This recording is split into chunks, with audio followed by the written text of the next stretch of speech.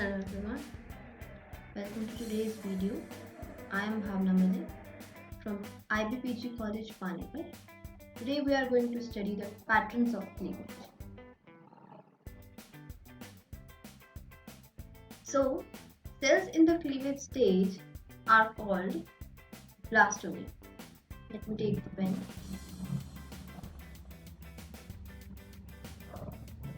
So, cells in the cleavage stage, they are known as the blastomere. In most species, exception is mammals, both the initial rate of cell division and the placement of the blastomere with respect to one another are under the control of proteins and mRNA stored in the oocyte. Only later do the rates of the cell division and the placement of the cell come under the control of newly formed organism's own genome. During the initial phase of development, when cleavage rhythms are controlled by maternal factors, cytoplasmic volume doesn't increase. Rather, the zygote cytoplasm is divided into increasingly smaller cells present in half, first, then quarters, then eighths, and so forth. Cleavage occurs very rapidly in most invertebrates, probably as an adaptation to generate a large number of cells quickly and to restore the somatic ratio of nuclear volume to cytoplasmic volume. The embryo often accomplishes this by abolishing the gap periods of the cell cycle, that is G1 and G2 phase, when growth can occur. The poles of zygote. The pattern of the embryonic cleavage, peculiar to a species, is determined by the two parameters. The two major parameters include the amount and distribution of yolk protein within the cytoplasm, which determine where cleavage can occur, and the relative size of the blastomere. Second, factors in the cleavage cytoplasm that influence the angle of the mitotic spindle and the timing of its formation. In general, yolk inhibits cleavage. When one pole of egg is relatively yolk-free, cellular division occurs there at a faster rate than at the opposite pole. The yolk-rich pole is referred to as the vegetal pole. The yolk concentration in the animal pole is relatively low. So the another opposite pole is the animal pole. The zygote nucleus is frequently displaced towards the animal pole for the cleavage. First is the holoblastic cleavage. At one extreme are the eggs of sea urchin, mammals, and snails. These eggs have sparse, that means very little, but equally distributed yolk, and thus isolecical, means they have equal yolk. In these species, cleavage is holoblastic, means complete cleavage, meaning that the cleavage furrow extends through the entire egg. It is extending through the entire egg. With little yolk, these embryos must have some other way of obtaining food, like mammals have maternal placenta, and the other forms have the larval form, that is voracious larval form. There are different types of the holoblastic cleavage, which can be further described as radial, spiral, bilateral, and rotational holoblastic cleavage. Let's see with the diagram. The first is the isolecical eggs, which have a very little but evenly distributed yolk.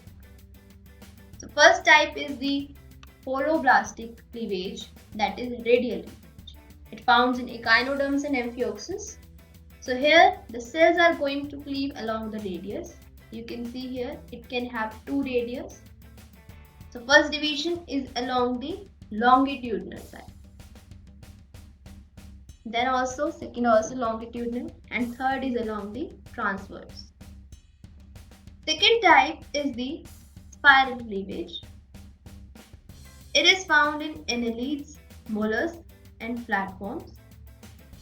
You can see here it will form a spiral patterns of cell from inside to out.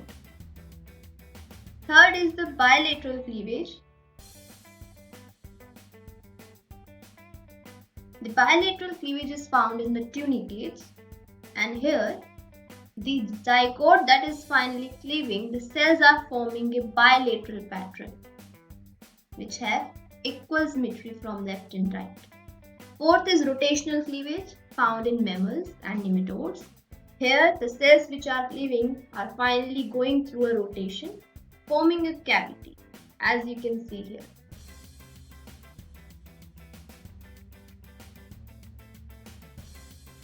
Next type is the meroblastic cleavage. At the other extreme are the eggs of the insects, fish, reptiles and birds. Most of their cell volumes are made up of yolk. That means their cells have a heavy yolk. The yolk must be sufficient to nourish the animals throughout embryonic development. Zygotes in this case will have meroblastic cleavage. Mero means part, where only a portion of the cytoplasm is cleaved. So, the cleavage furrow doesn't penetrate the yolky portion of the cytoplasm because the yolk platelets impede membrane formation there. That means it inhibits the membrane formation. So let's see. First, in the insect's egg, the yolk is present at the center. So these are the centrolecithal eggs. And the division in this case occur only at the rim of the cytoplasm, at the periphery of the cell known as superficial yolk. In eggs of birds and fishes, only a small area of the egg that is free of yolk. So these eggs are known as the telolecithal egg. Telo means tip. Therefore, the cell division occurs only in this small disc of cytoplasm, giving rise to the discoidal type of the cleavage. Let's see with the diagram. B is shown, it is the mesolecithal egg. That means it is having a moderate amount of yolk. It is generally found in amphibians, and here the cleavage pattern is radial. It's a simple formation. Next, the meroblastic or incomplete cleavage, as I've already discussed with you, that have high amount of yolk. It has further types. The telolecithal eggs, which have dense yolk throughout the cell. First, bilateral cleavage.